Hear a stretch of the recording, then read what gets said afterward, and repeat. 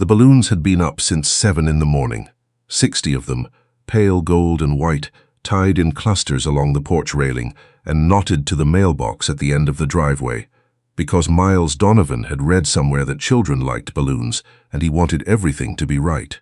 He wanted it to be the kind of birthday party his son would remember for the rest of his life, the kind with a magician pulling scarves from thin air and a cake with 11 candles and a table long enough to seat every child in the 5th grade at Harwood Elementary. He had sent the invitations 3 weeks in advance, hand-printed cards on heavy cream paper, tucked into matching envelopes, delivered personally to the front office so that every child in room 14 would receive one. He had rented a cotton candy machine. He had ordered a custom banner, Happy Birthday, Scott, in navy and gold, his son's favorite colors. He had called the party supply company twice to confirm. By 2 o'clock in the afternoon, the cotton candy machine was humming to no one. Miles stood at the front window with his coffee gone cold in his hand and watched the empty driveway. The magician, a kind older man named Randall, who had driven 40 minutes from the next county, sat at the kitchen table eating a sandwich Miles had offered him out of pity and embarrassment. The catering trays were covered in foil. The banner moved gently in the October breeze. His son was sitting on the back porch. Scott didn't know yet that no one was coming.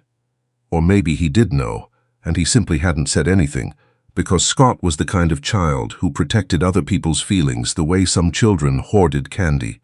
Carefully, quietly, with a generosity that made Miles's chest ache every time he noticed it. He was 11 years old. He had cerebral palsy that affected his left side, his left arm held close to his body, his left leg moving with a hitch that the other children at school had noticed long before they noticed anything else about him. He was funny. He could name every U.S. president in order and do it as fast as most adults could recite the alphabet. He had a laugh that came from somewhere deep and real, the kind that made strangers in grocery stores smile without knowing why. He was sitting on the back porch with a book open in his lap, and Miles could see from the kitchen that he hadn't turned a page in 20 minutes. 3 years earlier, Scott's mother had left. Miles didn't say that with bitterness anymore, or at least he tried not to. Diane had not been cruel.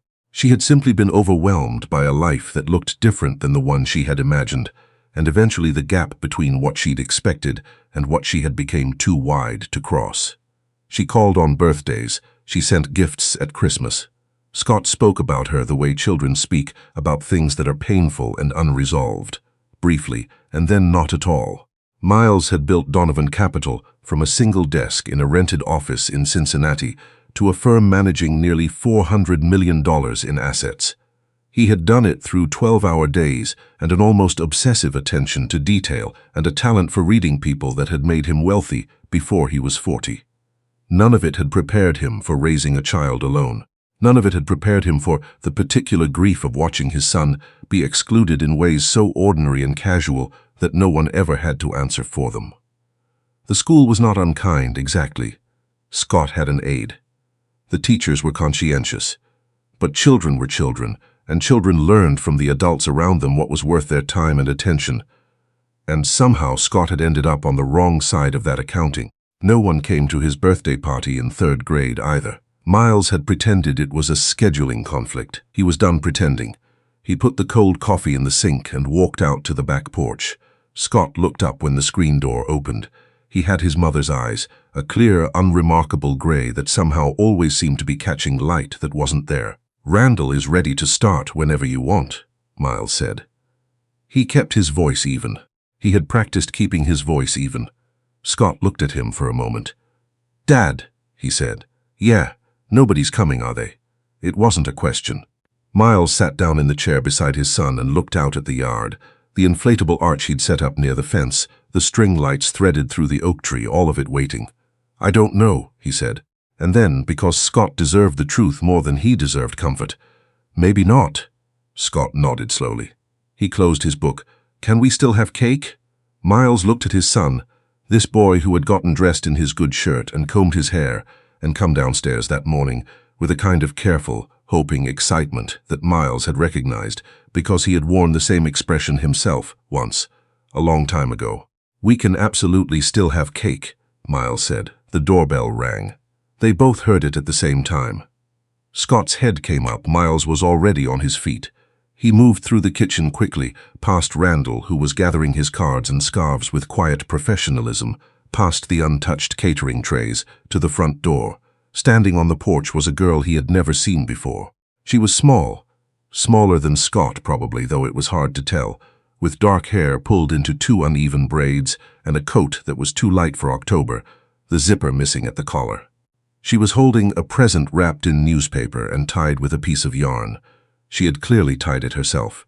She looked up at Miles with an expression that was not nervous, exactly, but watchful. The kind of watchful that children develop when they've learned that adults can change their minds without warning. "Is this where the party is?" she said. Miles stared at her for a second. "It is," he said. "Come in." Her name was Penny. No last name offered, at least not yet. She was in Scott's class at Harwood. She had a gap between her front teeth and a directness in her manner that reminded Miles oddly of himself at that age, before money and adult caution had smoothed the edges off him.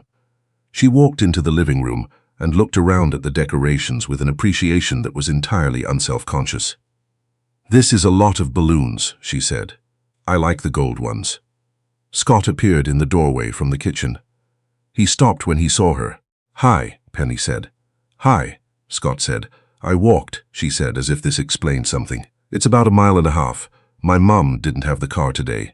Scott looked at the newspaper-wrapped gift in her hands and then back at her face. Miles watched his son's expressions shift, not all at once, but in the way light changes in a room when a cloud moves off the sun. "Do you like magic?" Scott asked. Penny considered this seriously. "I've never seen it in person. Randall is really good," Scott said. "He made a coin disappear into my elbow last time, and I still don't know how he did it. Into your elbow. Your elbow. He reaches in, and it's just—" Scott made a gesture with his right hand, opening his fingers. "Gone." Penny tilted her head. "Show me." And just like that, the party began. Miles stayed close enough to be present, and far enough away to give them space, which was a distance he was still learning to calibrate. He watched Penny lean forward with total concentration while Randall worked, watched her grab Scott's arm when a scarf appeared from nowhere, heard her laugh, loud and uninhibited, the kind of laugh that didn't perform itself for anyone, and watched his son laugh back. She had brought him a book. He found that out when Scott opened the newspaper wrapping. It was a paperback, clearly secondhand, the spine soft with previous readings, a collection of stories about impossible things. Scott ran his thumb along the cover and looked up at Penny with an expression Miles recognized as the one his son wore when something mattered. "I got it at the church sale," Penny said. "My mom takes me sometimes. It's 25 cents, but the stories are really good. I already read it." "Did you like it?" "I liked the third one best," she said. "But you tell me which one you like best when you're done, and we can argue about it." Scott smiled. "Okay." Miles went into the kitchen and stood with his hand on the counter for a moment, looking at the ceiling. Then he went and got the cake. They ate cake and watched Randall perform every trick he knew, and Penny asked so many questions, not the polite, performative questions of a child who'd been coached in manners, but the real, persistent questions of someone who genuinely needed to understand how things worked, that Randall finally sat down and showed her 3 of the mechanics behind the illusions, swearing her to secrecy first with a formality that made Scott nearly fall off his chair laughing. By 5 o'clock the afternoon had turned soft and gold, and Penny's mother had called twice, and Miles had spoken with her on the phone, a brief, careful conversation with a woman who had a quiet voice and an underlying wariness that Miles understood without needing to ask about it. "I'll drive her home," he said. "It's no trouble." There was a pause. "That's very kind." "She made my son's birthday," Miles said, and then, because it was simply true, "That's worth a car ride." He drove her home in the early evening, Scott in the back seat next to her, the 2 of them deep in a disagreement about whether the magician had hidden the coin in his sleeve or his palm, speaking with the easy conviction of children who have known each other for years, not hours. She lived in an apartment complex on the east side of the city, the kind of building that had the bones of something once decent and hadn't been maintained to match. The lobby light was out. The parking lot had 2 cars that hadn't moved in long enough to gather leaves against their tires. Miles pulled up to the front entrance and waited while she gathered her coat. "Thank you," she said to Scott.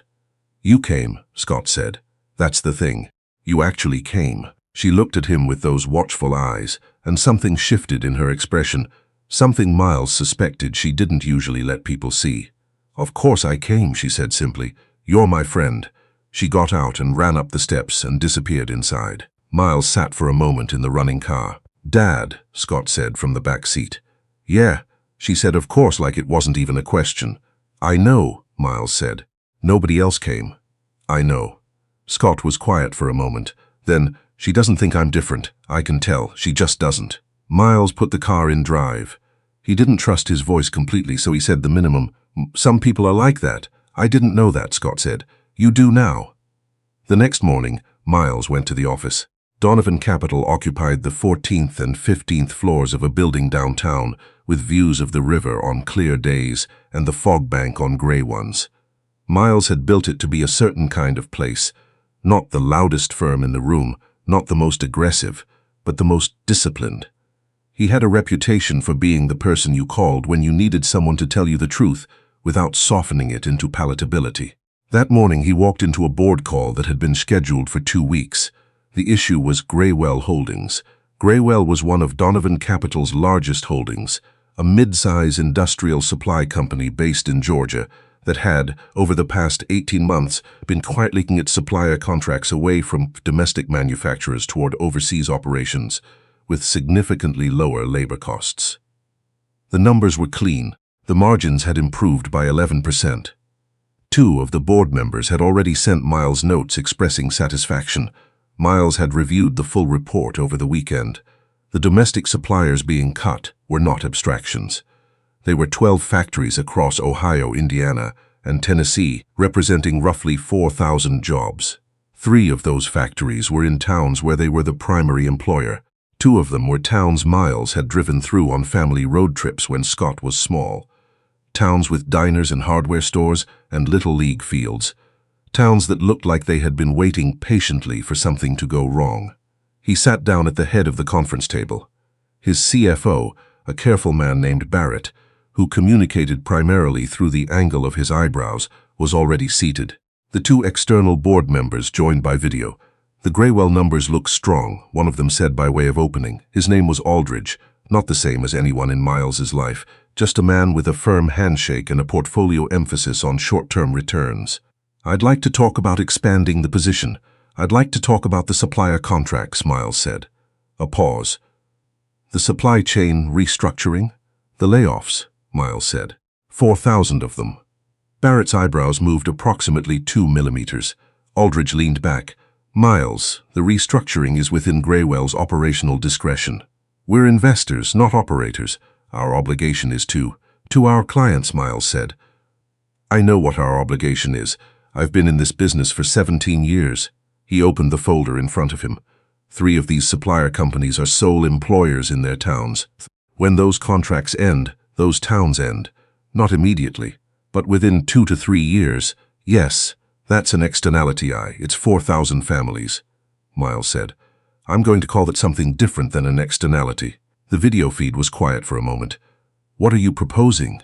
The second board member asked. Her name was Cecile, thoughtful, generally, and willing to take the long view when someone made the case clearly enough.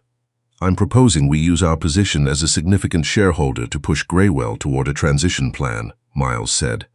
Not immediate restoration of all domestic contracts. I'm not asking for theater. I'm asking for a phased approach. 12 months to develop a transition roadmap. Investment in efficiency improvements at the domestic suppliers that would make them cost competitive over a 3-year horizon. It's been done. Consolidated Industries did it in 2019, and their margins held. That took capital, Aldridge said. Yes, and goodwill and a reputational position that Graywell currently does not have and needs. Miles set the folder down. I got into this business because I believed that capital deployed with intelligence and a long time horizon could do more good than capital deployed with a short time horizon and no conscience. I still believe that. I am not going to tell our clients that we're growing their portfolios by ending 4,000 livelihoods if there is a viable alternative. The room was quiet. Cecile spoke first. I'd want to see the consolidated case study. Barrett will send it this afternoon. Aldridge studied the table. He was not, Miles knew, a bad man. He was a man who had learned to see through a particular lens, and that lens had served him well, and asking him to set it aside, even temporarily difficult, Miles understood that. He had used the same lens for most of his career. "What changed?" Aldridge asked finally.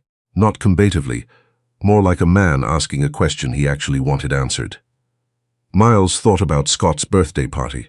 He thought about 60 gold balloons and a table set for 20. He thought about a girl in a too-light coat who had walked a mile and a half because she didn't have another way to get there. "I had a reminder," Miles said, "that what looks like an abstraction from up here is someone's whole life from down there." Aldridge looked at him for a moment. Then he looked at the table. Then he said, "Send me the consolidated case study too." Over the following month, Miles worked the Graywell problem the way he worked every problem, methodically, with patience, and with a willingness to hear no 7 times before looking for a different door. He met with Graywell's CEO twice, once in Atlanta and once on a video call that lasted nearly 3 hours. He brought in a supply chain consultant who had done the transition work for 2 other industrial firms. He had Barrett model 4 different scenarios and stress-tested each one. He also thought about Penny. He didn't know why, exactly. Or rather, he did know, and the knowing was simple enough that he almost felt embarrassed by it. A child had walked a mile and a half in an October wind because someone had invited her, and she thought that meant she was supposed to show up. She hadn't calculated what she'd get out of it. She hadn't thought about optics or positioning, or what the other kids at school would say when they found out she went to Scott Donovan's party when nobody else did. She'd just shown up. Miles had spent 17 years in a profession that rewarded the people who were best at calculating their position. He was good at it. He had believed, for a long time, that this was the same thing as being smart. He was revising that belief. Scott started sitting with Penny at lunch. This Miles learned not from Scott directly, but from the aide, Miss Hargrove, who mentioned it in an email about an upcoming IEP review with such studied casualness that Miles understood she was telling him something she thought he needed to know. He wrote back and asked how things were going generally. "Better," she wrote. "He seems lighter." Miles read that word 3 times. Lighter. He thought about the weight that children carry when they have learned, through years of ordinary small exclusions, that they are somehow beside the point. He thought about how long Scott had been carrying that weight, without ever saying so, because Scott protected people's feelings. He texted Scott that evening. "How was school?" Scott's response came back in 40 seconds. "Good. Penny says the 3rd story in the book is the best one, but she's wrong, it's the 5th one." Miles smiled at his phone for longer than was probably necessary. "Settle it at lunch," he texted back. "We've been settling it at lunch for 3 weeks, Scott replied. "We're not settling anything. That's the point." The Graywell board agreed to the transition plan in November. It was not everything Miles had asked for. It was 60% of what he'd asked for, stretched over 4 years instead of 3, with benchmarks that would require revisiting annually. Aldridge had pushed back on the capital commitment. Until the last week, when the supply chain consultant's numbers came in stronger than expected, and the case for domestic efficiency investment became harder to dismiss. 4,000 jobs were not saved. Probably 800 would still be lost in the restructuring, and Miles held that number without trying to minimize it. But 3 of the 4 towns would keep their primary employer operating, with a new apprenticeship program and equipment investment that the consultant said had a reasonable chance of making them genuinely competitive within 5 years. After the final call, Barrett appeared in Miles's doorway. "Not bad," Barrett said, which from Barrett was the equivalent of a standing ovation. "It's not enough," Miles said. "No," Barrett agreed, "but it's more than 0. Miles nodded. He looked out the window at the river, which was gray and moving in the November light. "My son has a friend," he said, somewhat to himself. Barrett considered this. "That's not nothing either," he said, and went back to his office. The winter came early that year.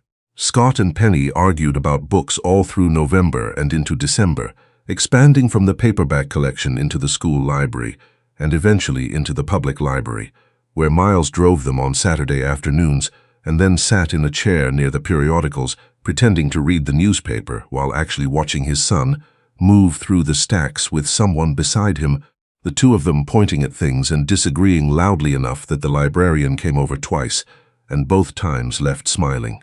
In December, Miles found out by accident that Penny's family was behind on rent. He found out because he overheard a phone call.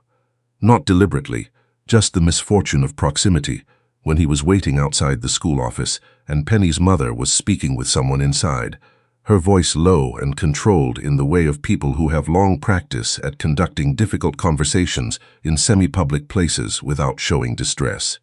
He didn't do anything dramatic. He didn't write a check or make a phone call or arrange something through channels, because that wasn't what the moment called for, and he knew the difference.